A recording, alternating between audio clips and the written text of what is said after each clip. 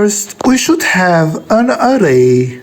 We'll name that array as A and we'll fill it with integer numbers. That is the original array. We have to add the value and the array will be like this. We'll add number 5. As we can see, here are 4 elements and here are 5 elements. Important points on adding value or a number in an array are position, where we have to add the element that in our example is 3, and also the value that in our example is 5. Those are variables. We have to declare it with a n plus 1 because we'll add the value here. To do that, we need a for loop, but for will start from n. I will be higher equal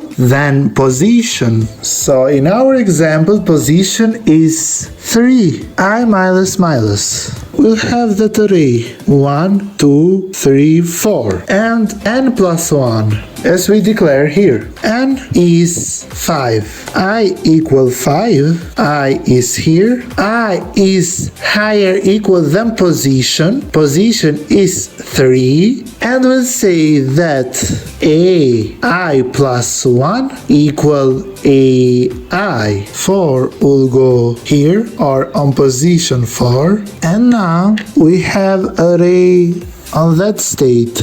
We have 2 values duplicated. 5 on position 3 and we'll say a position plus 1 equal value or 5. And the array on last step will be 5 and 4. On that type, we can add value 5 on array A. As we said, we'll declare variables n, position, and value. We'll take from the user dimension of array, position, and value. We'll declare array integer a n plus 1. So we have to add a new element. Using the for loop, we'll take values by the user. Now we need to move the last element on the new position or on position n plus 1. A n will go to a n plus 1. For integer I equal number from the last value or will start to the end of array. I is higher equal than position. I minus minus. We'll say ai plus 1 equal ai. We'll move element. Out for we'll say a position equal value. At least to see the result, we'll print the